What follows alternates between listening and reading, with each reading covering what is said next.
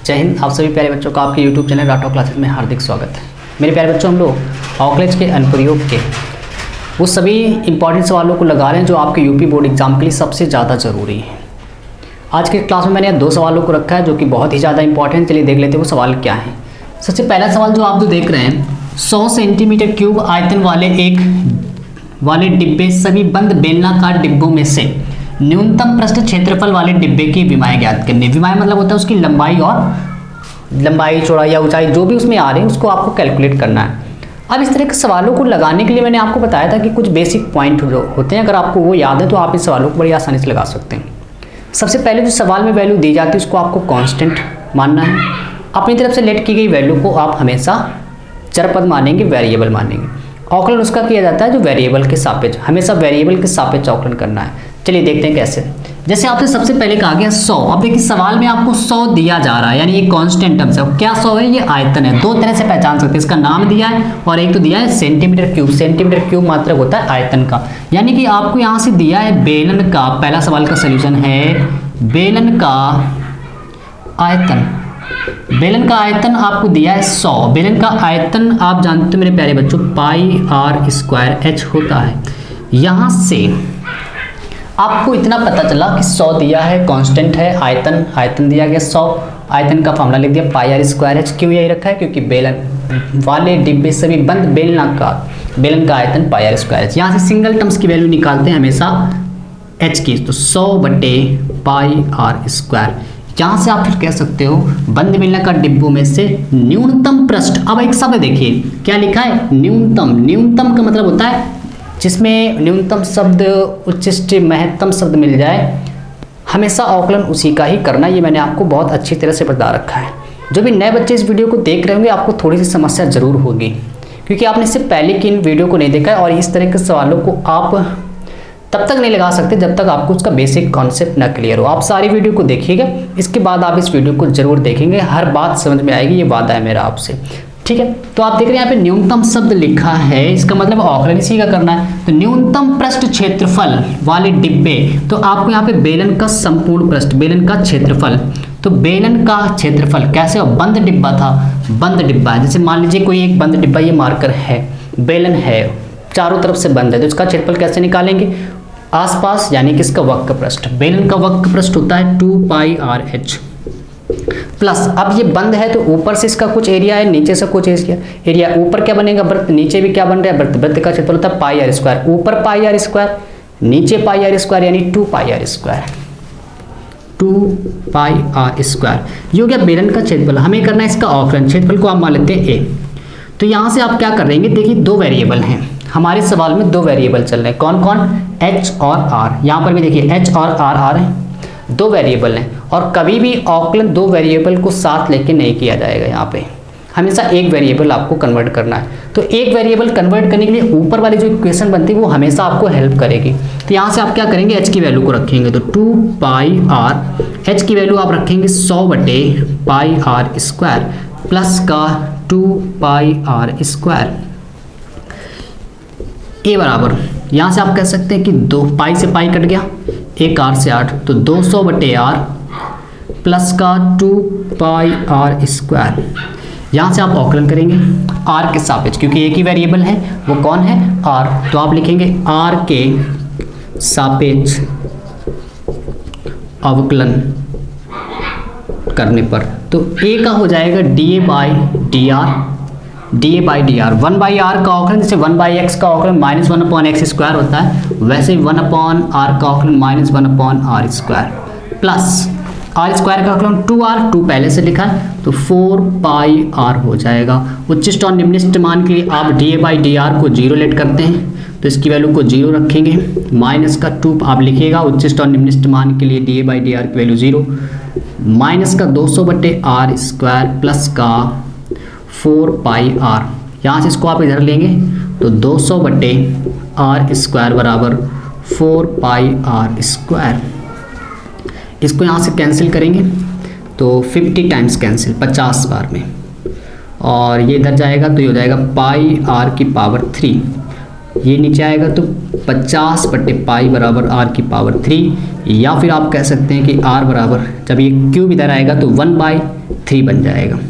तो 50 बटे पाई के होल पावर 1/3, ये वैल्यू है मेरे प्यारे बच्चों आर। आपको विमाएँ ही बतानी है। बेलन में दो तरह की विमाएँ हो सकती हैं, उसकी त्रिज्या और ऊंचाई। इसमें से त्रिज्या की वैल्यू ये आ गई। अब आपको बताना है इसकी ऊंचाई। अब ऊंचाई कैसे बताएंगे इसको देखें। यहाँ पे ऊंचाई की वैल्यू को निकालना थोड़ा सा आपके लिए टफ हो सकता है।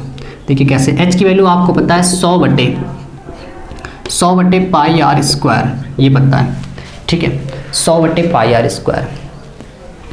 यहाँ से आप क्या करेंगे, एच बराबर 100 बटे पाई, आर की वैल्यू को आप रखेंगे 50 बटे पाई। देखिएगा बहुत अच्छे तरह से देखिएगा इसकी कैलकुलेशन, ठीक है। पावर 1/3 उसमें स्क्वायर लगा तो 1 का जब हो जाएगा 2/3, ठीक है।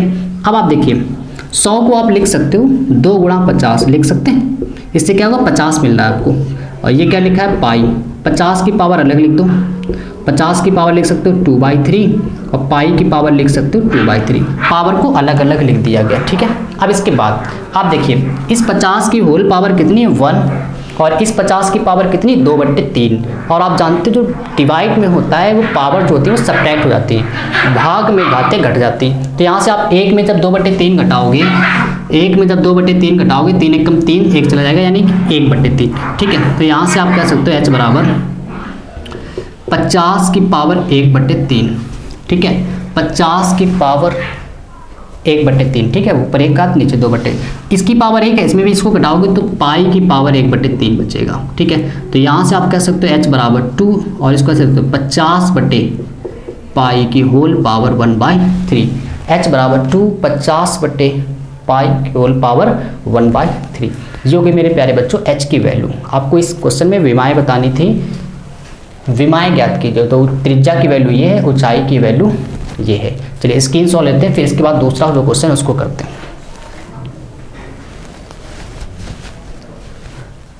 चलिए इसके बाद सवाल नंबर दूसरा। इस तरह के सवालों का जो डर है बस आप उसको निकालिए अपने मन से और कॉन्सेप्ट को समझिए कि कॉन्सेप्ट अगर आपका स्ट्रांग है तो आप इन सवालों को लगा लेंगे। मेरे द्वारा इसकी 4 से 5 वीडियो मैंने आपको पढ़ाई, 5वीं वीडियो है ये। आप अगर 5वीं वीडियो को देखते हैं तो सारा डर आपके इस तरह के सवालों का निकल जाएगा।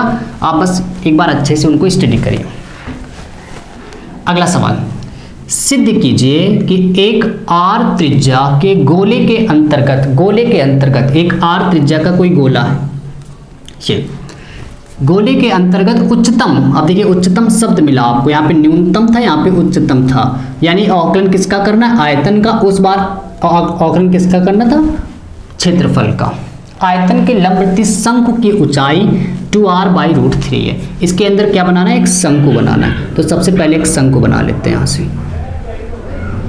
शंकु मान लेते हैं, ये बेल है, गोले का केंद्र है, ये इसका सेंटर से इसको 10 से मिलाएंगे तो रेडियस बनेगी। यहाँ इसमें परपेंडिकुलर डाल दिए तो ये जो वैल्यू ऊंचाई यहाँ से इसको ऐसे मिलाएंगे आप, ठीक है। तो फिर क्या होगा, इसके बाद यहाँ से आप क्या करेंगे, ये ए मान लेते हैं, ये बी मान लेते हैं, ये सी और ये डी मान लेते हैं, ठीक है। बेलन की मेरे प्यारे बच्चों जो ऊंचाई है वो क्या है, बेलन की नहीं, शंकु की जो ऊंचाई है वो क्या है, BD ऊंचाई है। आपको BD सिद्ध करना है। अब देखिए कैसे निकालेंगे इसको। इस एंगल को आप थीटा लेट कर लें। AB की जो वैल्यू है वो हो जाएगी r cos थीटा। ये मैंने आपको बहुत अच्छी तरह से बता रखा है कि थीटा से जुड़ी लाइन में हमेशा आएगा cos और थीटा से दूर वाली लाइन में आता है साइन। इसको आप प्रूव भी कर सकते हैं पाइथागोरस प्रमेय की हेल्प की सहायता से, ठीक है। तो AB की वैल्यू यहाँ से आ रही है r cos थीटा। इसके बाद अगर आप BC की वैल्यू निकालोगे वो आएगी r sin थीटा। थीटा से जुड़ी, देखिए ये जो लाइन है थीटा से अटैच है, जुड़ी है, तो जो भी थीटा से लाइन जुड़ी है आपको कर्ण पहले लिखना है cos थीटा। अगर आपको प्रूफ देखना है इसका कैसे, आपको AB निकालना है, AC पता है, आधार बटे कर्ण होता है cos थीटा, AB बटे AC की वैल्यू क्या है, r cos ऑफ थीटा। तो यहाँ से आप कह सकते हैं कि AB बराबर आ जाएगा r cos ऑफ थीटा, जो कि लिख दिया गया है। इसी प्रकार से आप BC निकाल सकते हैं। मेरे प्यारे बच्चों, यहाँ के बाद आपको देखना है कि जो शंकु की ऊंचाई है, जो शंकु की ऊंचाई वो कितनी, क्या इतनी शंकु की ऊंचाई है, नहीं। आप देखिए तो ये क्या है, सेंटर, ये इसकी परिधि, ऐसे इसको यहाँ से देखेंगे तो ये आर्क है त्रिज्या। तो अगर मैं आपसे कहूँ कि शंकु की ऊंचाई, शंकु की ऊंचाई वो क्या है, BC plus CD, BC plus CD, BC क्या है अभी अभी आपने बताया R साइन थीटा, और CD क्या है, CD R है, दोनों से क्या कॉमन R, तो क्या मिलेगा 1 प्लस साइन थीटा या साइन थीटा प्लस 1 भी लिख सकते हैं। अब आपने इतना कर लिया, ठीक है, के अंतर्गत उच्चतम आयतन, आयतन का करना है अवकलन, लंबवृत्तीय शंकु, शंकु के आयतन का। तो यहाँ से आप कहेंगे कि शंकु का आयतन, शंकु का आयतन, शंकु का आयतन 1/3 पाई R स्क्वायर H, दो वेरिएबल, यहाँ से दो वेरिएबल, देखिए R, हाँ इस R को आप कैपिटल R कर लें क्योंकि स्मॉल r गोले की त्रिज्या है। दो वेरिएबल हैं कैपिटल R और एक H, दो वेरिएबल हैं, अवकलन संभव नहीं है, एक वेरिएबल कन्वर्ट करेंगे तो कैपिटल R की 1/3 पाई, कैपिटल R क्या है यहाँ से यहाँ तक AB की वैल्यू क्या है R cos थीटा, ऊपर लगा स्क्वायर तो R square cos square theta, H की value R 1 plus sine theta. इसके बाद आपको क्या करना है, यहाँ से इसका R का मल्टीप्लाई कराएंगे तो आयतन V बराबर यहाँ से हो जाएगा 1/3 पाई, 1/3 पाई R और ये R स्क्वायर, तो R की पावर 3 cos स्क्वायर थीटा, ये लिखा है 1 प्लस साइन थीटा। आपको अवकलन करना है यहाँ से, तो अवकलन आप देखें तो केवल एक ही वेरिएबल है, वो कौन है, थीटा, वो कौन है, थीटा। R एक वेरिएबल नहीं है क्योंकि R आपको सवाल में दिया गया था, ये R देखिए सवाल में दी गई वैल्यू एक कांस्टेंट होती है, तो थीटा क्योंकि मैंने अपनी तरफ से लिख किया तो थीटा के सापेक्ष अवकलन, तो V का dV/d थीटा, यहाँ से सब कुछ कांस्टेंट, इसको बाहर करेंगे तो 1/3 पाई R³ dy of d theta cos square theta into 1 plus sign of theta. First second से यहाँ से आप अवकलन करेंगे तो dV/d थीटा बराबर 1/3 पाई R³। फर्स्ट सेकेंड से अवकलन जब करेंगे तो फर्स्ट को रोकना है मतलब cos स्क्वायर थीटा, सेकेंड का अवकलन dy of d theta 1 plus sign of theta, plus second को रोकना है 1 plus sign of theta, dy of d theta is cos square theta. ये हो गया फर्स्ट सेकेंड का फार्मूला, तो dV ऑफ d थीटा बराबर 1/3 पाई R³ cos ऑफ थीटा, 1 का अवकलन 0 cos साइन थीटा का अवकलन cos theta, plus 1 plus sine theta, cos square का जब अवकलन करोगे तो सबसे पहले x की पावर n से 2 आगे आएगा, 2 में 1 कम cos थीटा, फिर cos थीटा का अवकलन minus of sine of theta, ठीक है। यहाँ से आप देखें तो cos थीटा कॉमन आ रहा है, तो dV ऑफ d थीटा बराबर 1/3 पाई R³ cos थीटा आपने कॉमन कर लिया तो क्या बचेगा, एक cos स्क्वायर थीटा बच रहा है, प्लस माइनस माइनस, और इस 2 साइन थीटा को आप आगे लिख दें, 2 साइन थीटा, ये लिखा है 1 प्लस साइन ऑफ थीटा, ठीक है। और आप जानते हैं उच्चिष्ट और निम्निष्ट मान, बस इस सवाल की कैलकुलेशन जो आपको थोड़ा सा बड़ा कर रही है, dV/d थीटा बराबर 0, ठीक है। जैसे आप 0 रखेंगे इसके बाद देखिए क्या होने वाला है, यहाँ से चलिए इसका स्क्रीनशॉट लेते हैं फिर आगे बढ़ते हैं।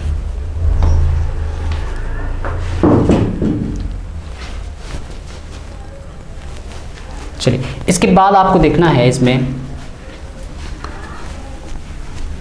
हाँ और एक बात याद रखेंगे, शंकु की जो ऊंचाई है वो क्या है, यहाँ पे मैं लिख दे रहा हूँ, शंकु की ऊंचाई h बराबर हम लोगों ने निकाली थी R 1 plus sign of theta, ठीक है, इसको याद रखेंगे, ये शंकु की ऊंचाई थी क्योंकि इसी को प्रूव करना है शंकु की ऊंचाई।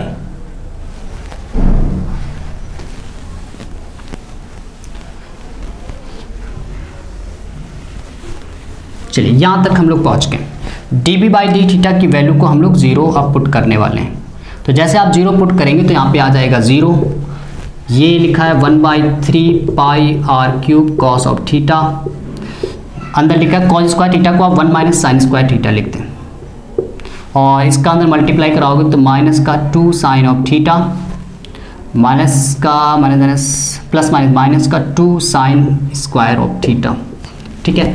ये सब कुछ चला जाएगा जीरो में। कॉस ऑफ थीटा की कंपेयर एक बार हो जाएगी किससे, जीरो से।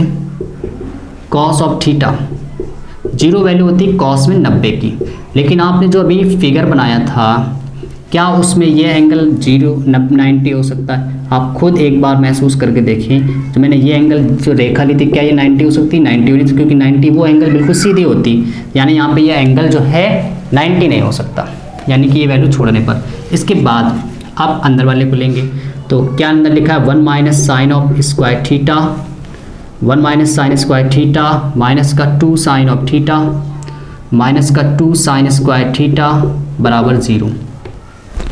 यहाँ से इसको सॉल्व करेंगे, माइनस का 3 साइन स्क्वायर थीटा माइनस का 2 साइन थीटा और प्लस का 1 बराबर 0।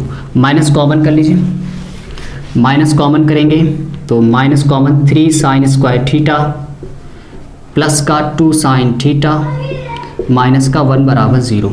माइनस उधर जाएगा, 0 में चला जाएगा तो 3 साइन स्क्वायर थीटा प्लस का 2 साइन थीटा माइनस 1 बराबर 0। द्विघात समीकरण इसको आप सॉल्व करेंगे तो यहाँ से साइन ऑफ थीटा की वैल्यू आप पाएंगे 1/3।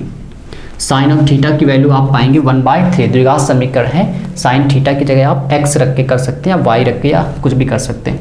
तो इसको जब आप सॉल्व करेंगे तो साइन थीटा की वैल्यू 1/3 आएगी। लेकिन मेरे प्यारे बच्चों आपको सिद्ध करनी है कि शंकु की ऊंचाई, तो शंकु की ऊंचाई h बराबर आप निकाल चुके थे r1 प्लस साइन थीटा, तो यहाँ से आप कहेंगे h बराबर r1 प्लस साइन थीटा की जगह आप रखेंगे 1/3 तो h बराबर आ गया r 3 कब 3 प्लस 1/3, तो यहाँ से आप कह सकते हैं h बराबर 4/3r, 4r/3। और आपको ये सिद्ध करना है कि जो शंकु की ऊंचाई है 4r/3 है।